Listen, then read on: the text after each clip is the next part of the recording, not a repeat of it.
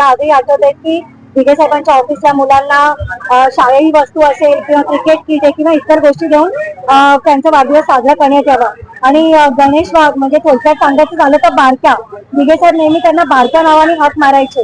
जेव्हा ते builder line मध्ये आले आणि त्यानंतर त्यांचा 98 साली प्रोजेक्ट चालू झाला तेव्हा दिघे साहेबांकडे गणेश केला आणि म्हणाले, साहेब माझा वाढदिवस येतोय आणि मला असं वाटतं की मी थोड्या प्रमाणात गरीब मुलांना वह्या वाटप करावं. तर साहेब तुम्ही काय म्हणता? तर साहेब म्हणाले, अरे नाही, चांगली गोष्ट आहे. मला अजून आठवते की तू जेव्हा लहान होता तेव्हा तुला आम्ही वह्या द्यायचो आणि तू शिकलास. तीच एक आपण म्हणतो ना ओढ घेऊन दरवर्षी काहीतरी सामाजिक कार्यक्रम राबवत असतो. गेल्या आठवड्यात जवळपास 1200 ते 1500 मुलांना आपण स्कूल बॅग वाटप केलं आणि आजच्या वाढदिवसानिमित्त स्वतः सत्कारमुखी न होता त्यांचं म्हणणं असं होतं की आपल्या विभागातील 10वी-12वीचे मुलं त्यांचा सत्कार करावा की जेणेकरून त्यांना भविष्यामध्ये अजून शिक्षण घेऊन काहीतरी चांगलं नागरिक बनतात. प्रेम जे आहे आपल्याला मोठ्या प्रमाणात मिळत आहे. पुन्हा एकदा आपल्यासारखा एक जो युवा चेहरा आहे तो आम्हाला सभागृहात पाहायला मिळणार का?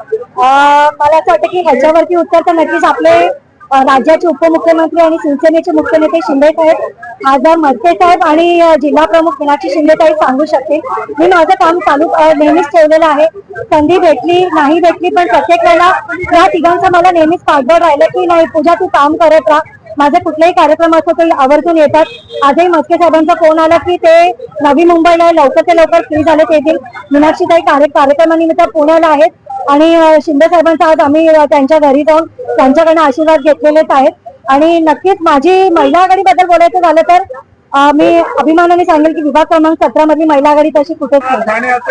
आपल्या बरोबरातील नागरिकांनी शुभेच्छा दिलेल्या आहेत, ज्येष्ठांनी आशीर्वाद दिलेला आहे. काय वाटतं? आशीर्वाद दिले मला, त्यांचे बी आभार मानतो. आणि साहेबांनी शिंदे साहेबांनी जे आम्हाला वर्षा दिलाय कामाचा लोकांची सेवा करायचा तोच कायम चालू ठेवायचा.